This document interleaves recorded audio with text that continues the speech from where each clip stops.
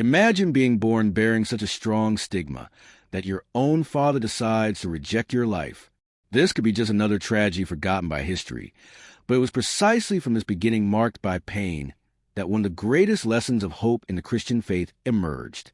Saint Odile, the abandoned girl invisible to the eyes of the world, became a beacon of light and healing for generations.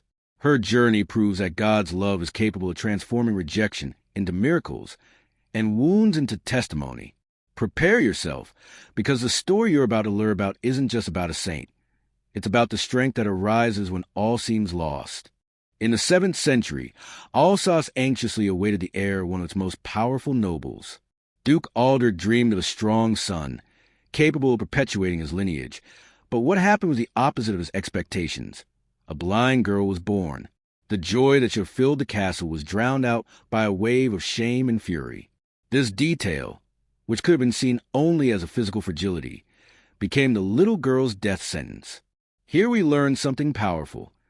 How many times in life are people rejected simply because they don't fit the standard others expect?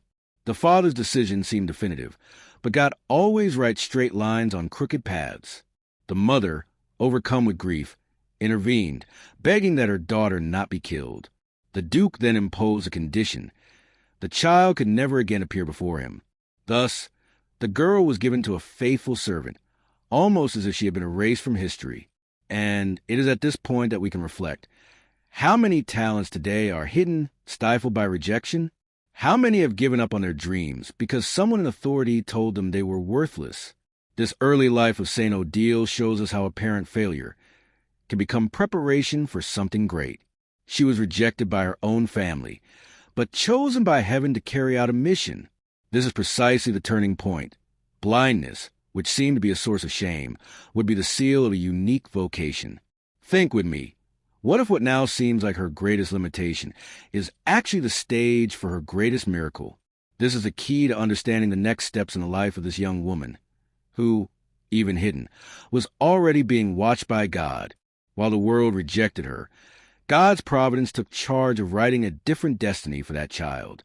Growing up far from her family, in silence and under simple care, Odile experienced a childhood marked by hiding, but also by the discreet love that sustained her. There, in the simplicity of life, she developed a rare sensitivity, capable of perceiving what many see but cannot feel. And see the great lesson. Even in the shadows of rejection, God's grace reveals itself as protection, shaping hearts that he desires to use in a grand way. As a young girl, she was taken to a convent, and it is in this environment that her story begins to blossom. Surrounded by prayer and the example of consecrated women, Odile found a true spiritual home. Even without physical sight, there was a wisdom within her that was surprising, as if she saw the invisible. And herein lies the power of example. How often, amidst limitations, do we discover gifts that we would never perceive if we had all the facilities? It is in silence and pain that God refines his chosen ones, as a goldsmith shapes gold in the fire. This silent, seemingly opaque childhood was being prepared for the extraordinary. While seen as fragile, it was actually being strengthened. While seemingly forgotten, it was being guided by the invisible hand of God. And it is here that we learn. Never underestimate small beginnings, because often it is precisely in them that great testimonies are born. Odile, the girl her father didn't want to see, was being trained by heaven to become light in the midst of darkness. The turning point in Odile's life came when, as an adult, she received the sacrament of baptism. Until that moment, her life had been marked by exclusion, but in that instant, something extraordinary unfolded. As soon as the baptismal water touched her forehead, a miracle occurred. The blindness that had plagued her since birth was healed. The girl who had been rejected by her father for not seeing now saw clearly. More than regaining her physical sight, Odile began to see the world through the eyes of faith, revealing that God not only restores but also transforms wounds into signs of victory. This miracle was a turning point, not only in her life, but also in the lives of those who witnessed the event. It was as if God had said to the world, "What men despised, I chose as a sign of my glory." Here we have a great lesson. When God's grace touches a life, even the deepest scars of rejection are transformed into strength. Odile's baptism was not just a ritual. It was a consecration of her mission, the confirmation that her existence was not the result of chance, but of a divine purpose. From that moment on, Adela was no longer the hidden girl. Her healing became the announcement that the invisible can become reality when God decides to act. And how many of us carry inner blindness that can only be healed by the touch of faith? Adela's story is a call to believe that no human label is definitive, and that when God writes a new story, even the most stained pages transform into chapters of glory. The miracle of baptism opened Adela's eyes, but it also opens ours to realize that nothing is impossible for those who trust. The miracle of healing not only restored her sight, but paved the way for something even more profound: reconciliation with her father. The man who had rejected his daughter because of her blindness now had to face the truth before his eyes. He, who had refused to take on the child because he considered her a burden, witnessed God's action transforming the very thing he had despised into a sign of blessing. This encounter was not just between father and daughter, but between human pride and divine mercy. And it is here that we learn. When God decides to restore, he not only returns what was lost, but rebuilds bonds that seemed forever broken. Adela, now enlightened by grace, held no grudges or harbored past wounds. On the contrary, her heart was filled with compassion and forgiveness, revealing the spiritual maturity that was already blossoming within her. Reconciliation with her father became an essential part of her mission because it demonstrated that God's love does not exclude, but includes, does not condemn, but transforms. This act of mercy was the first practical demonstration of her vocation: to be a living witness that the gospel is a power that heals, restores, and unites what sin tried to separate. From this moment on, Adela began to understand that her life did not belong to her. The forgiveness she offered and the peace she experienced were only the beginning of a greater journey. She was being called to become a beacon of hope, especially for the marginalized and forgotten, those whom the world rejects. Her mission was revealed not in words, but in actions, showing that those touched by grace are capable of overflowing that grace to others. Thus, the rejected girl became a messenger of reconciliation, bringing healing not only to eyes but also to souls. Adela's calling was confirmed when she decided to surrender her life entirely to God, embarking on the path of consecrated life. Her choice was not driven by imposition or escape from the world, but by a free and loving response to the Lord who had transformed her life.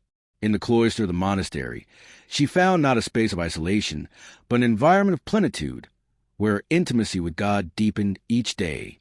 It was there, in the silence of prayer and the discipline of monastic life, that her spiritual gifts began to blossom in an extraordinary way, revealing to the world that true greatness lies not in visibility, but in the depth of surrender. Adela possessed a rare spiritual sensitivity. Her heart, marked by the experience of rejection and miraculous healing, became a finely tuned instrument for hearing God's voice. She received visions, revelations, and mystical consolations that placed her in intimate communion with the divine mysteries. These were not privileges for herself, but signs that strengthened the faith of the community and inspired the faithful who approached her. Her consecrated life was, therefore, more than a personal choice. It was a channel through which God manifested his power and love for humanity. The spiritual gifts that Odile possessed were not limited to mystical experiences, but translated into concrete acts of service and compassion. She counseled, interceded, consoled, and encouraged all those who turned to her, becoming a living presence of the Holy Spirit. Her life was a testimony that those who truly consecrate themselves to God become a beacon in the midst of darkness, illuminating paths and awakening hearts to faith. Thus, Saint Odile demonstrated that holiness is not a distant ideal, but possible reality for those who allow themselves to be shaped by grace. Saint Odile's legacy transcends the limits of her time and continues to resonate as an invitation to hope and faith. Her story, marked by rejection, healing, and reconciliation, shows that no one is condemned to remain a prisoner of the past. The same God who transformed Adela's childhood pain into a testament to light is capable of acting in our own wounds, bringing life where there were only memories of loss. Her example teaches us that holiness is born precisely in vulnerability, for it is when we recognize our weakness that we become more available to God's action. In today's world, where so many feel discarded, misunderstood, or invisible, St. Adela's life rings a call to see beyond appearances. Her physical healing points to something even greater: inner healing, capable of restoring dignity and meaning to those who believe themselves worthless. She reminds us that every life has a purpose, even when marked by rejection and failure, and that nothing is wasted in God's hands. Her message is clear. Divine love is stronger than any human rejection, and faith opens doors that logic could never explain. Finally, St. Odile leaves us a testimony that forgiveness and total surrender to God are paths to liberation. She could have lived imprisoned by resentment, but she chose reconciliation. She could have sought human recognition, but she chose consecrated life. This choice made her a beacon that still inspires men and women to embrace faith with courage. Her message spans the centuries to remind us that when we surrender ourselves to the Lord, our lives gain eternal meaning, becoming instruments of hope in a world that so often walks in darkness. St. Odile's story isn't just a tale of personal overcoming, but a true call to all of us who, at some point, have felt rejected, wounded, or forgotten. Her life shows that God's grace is capable of rewriting any destiny, transforming tears into testimony, pain into faith, and weakness into strength. She was born marked by exclusion, but chose reconciliation. She was wounded by blindness, but enlightened by the vision of faith. She found in consecrated life not a prison, but a complete freedom of those who discover the true meaning of existence. When we look at St. Odile, we realize that her mission did not end with her death, but continues in every heart that finds inspiration in her story. She teaches us that forgiveness has the power to heal deep wounds, that total surrender to God frees us from the slavery of pride, and that faith can transform even the most impossible situations. In a world that so often exalts only the visible and immediate, Odile reminds us that what truly endures is the invisible, that which is born of the soul in communion with the Creator. Therefore, her message remains timely and necessary. No one is disposable, no one is forgotten, no one is invisible to God. St. Odile's life is an invitation to believe in the power of faith and the strength of divine love that welcomes us as we are and transforms us into instruments of hope. May her story inspire our journey, strengthen our confidence, and awaken in us the courage to, like her, place everything in God's hands. For it is in this trusting abandonment that we find the true light that never goes out,